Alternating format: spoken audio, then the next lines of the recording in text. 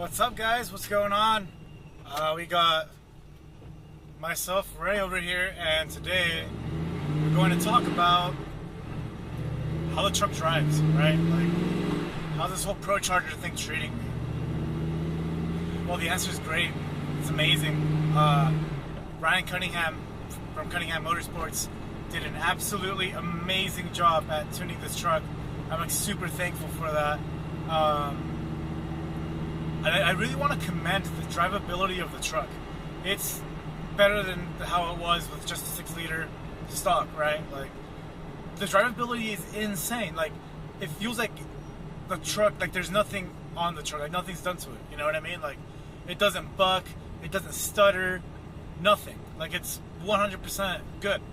And it's a stick shift truck, so like that would be an issue, right? Like, if the on drivability, if anything, I have none. You know, like, super happy with the tune. And how does it drive? I mean, it drives like a stock truck. It really does. Yeah, obviously my blow-off valve, you know, like you can hear it, right? You can hear the supercharger. But other than that, it's a stock truck, basically, the way it drives. You know, nothing terribly different. And it is a, oh my god, dude, watch where you're going. Jesus. So then, like, see, like right now, like obviously you can hear that, right? So I think it's a lot faster. Like, but other than that, besides it being a lot faster and all that, it drives perfect. There's no fuzz, and it is a Procharger, so that means that the boost comes in slowly. You know, you don't get it all at once. It's like, you know, progressive, and you definitely feel it. It's definitely, the power's there. Like right now, like I'll just give it a little bit of a pull. Not really too much traffic, but like it really starts coming alive around, like, I want to say 4,000 RPM, 3,500, and the pull is hard. But yeah, power is great. Super happy with that. You know, even like when you're rolling at like 80 miles an hour or whatever, you can tell that it's so much faster. But going on from there, you know, as you know, the fuel pumps were maxed out at 5,000 RPM, which means we got to put a rev limiter at 5,000 RPM. That way we can prevent blowing up the truck. You know, I really don't want to blow up a motor right now.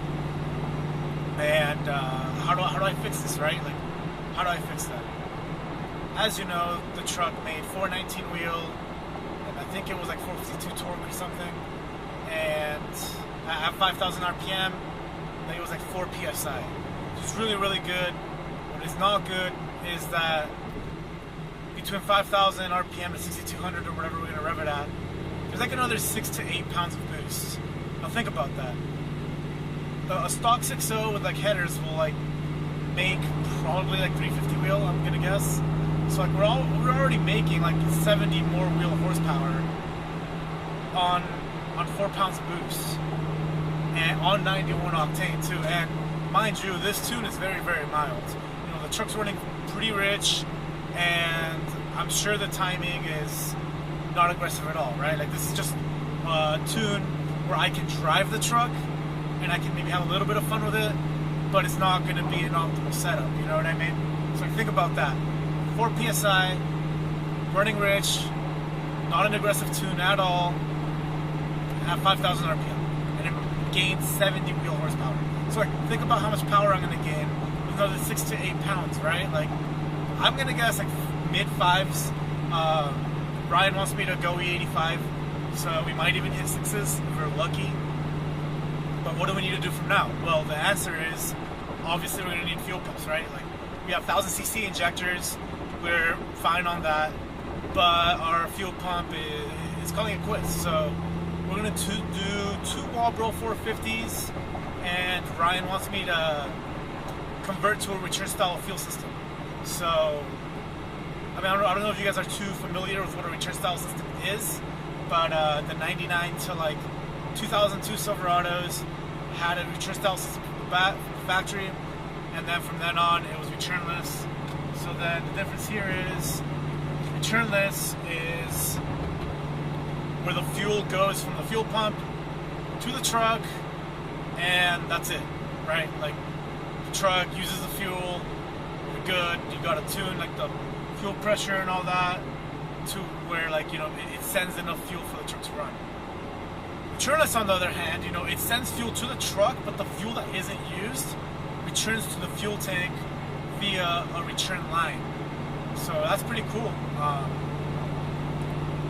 And it's actually preferred for higher horsepower applications. And I mean, I guess overall anything performance oriented, just because, you know, you don't have to worry that much about stuff. I'm very non-descriptive, sorry. My mind is wandering off elsewhere. But yeah, so we're gonna need a fuel pressure regulator. We're gonna need to figure out how to do like a return fuel line and all that jazz. I think I'm gonna go with dash 8 fuel line for feed, and for return I think I'm gonna do dash 6 possibly. And I don't know, I'm gonna like how I'm gonna like run all the lines, or like if I'm gonna run fuel rails, and if I am, like what fuel rails am I gonna run. But I do know I need 2 Walbro 450 fuel pumps, and I do need to go return style. And that's all I know as of now. I mean, I need to make a little more research. You know, I'm really not sure how I'm going to fit 2 fuel pumps on the stock fuel bucket. I know people have done it, so I need to look it up and figure out a safe way to mount them, so there's no oil starvation or anything like that. And yeah, we're going to be running E85. We're going to be on that corn. So there's 2 stations pretty close to my house. You know, I'm fairly confident about it. Right now I'm averaging about 7 miles a gallon. Mostly because, you know, I drive it, I don't want to say aggressively, but I do like to hear that blow-off valve. And we're running rich, so that'll do it. I'm going to guess we're going to get probably about the same when we're on the 85. So this is definitely not a truck you want to daily. And even though it drives perfect and it can be daily, you know, I have to look through 85 stations and I have to, you know, cope with really bad gas mileage. So am I going to run the flex fuel sensor? I don't think so. Cunningham doesn't seem too stoked on it on these trucks. Doesn't really like how it works, since the sensor's kind of slow. So we might just run straight E85 tune on this, see how it runs. But yeah, I mean, this truck's amazing. And yeah, well, I guess we'll do a couple pulls for you guys, and then yeah, I guess we can go from there. I don't know what other questions you guys might have about how the truck drives or anything, but the closest way I can put it is it drives like stock. It's just a lot faster. Makes really, really cool noises. And yeah, that's it. I'm really, really happy with the Procharger. If you guys wanted to do one, I would highly recommend it. I had a Vortex Supercharger on the truck before. Very similar setup, but it wasn't intercooled, so that was fun as well. Just wasn't making as much power. It was on a 4.8. And I did have the 4.8 with the TVS 1900 Supercharger, which apparently is what RST Girl is running. You guys tag me on her stuff a lot, and like I looked through her profile and she's running that blower. Great blower. My truck made 480 wheel, like 500 wheel torque or something. I was running 12 psi on the stock 4.8, and that's the power it made on 91 octane. And that was really fun as well. But I feel like this pulls harder. Probably, I mean, yeah, this pulls harder even though it doesn't make so much power. I like the Procharger better, at least for stick shift trucks. I mean, like the Root Supercharger is really nice. I like the whine and, you know, instant torque, I guess, but like, I'm really about those noises, you know what I mean? So, yeah, I mean, if you're on the fence of it, you know, like a Procharger is definitely a good way to go. You know, I know once you get higher power, you want to like maybe upgrade head units or stuff like that. You know, I'm not trying to make a really big amount of power on this truck, so it's the perfect choice for me. For big power, I would recommend turbo. Just get a good kit, you know, don't cheap out. The system's gonna get you like you got me. And then the magneses are cool too. And I know most of you guys have automatic trucks, you know, 4L60E, you know, you're gonna blow that up. You're gonna need a 4L80.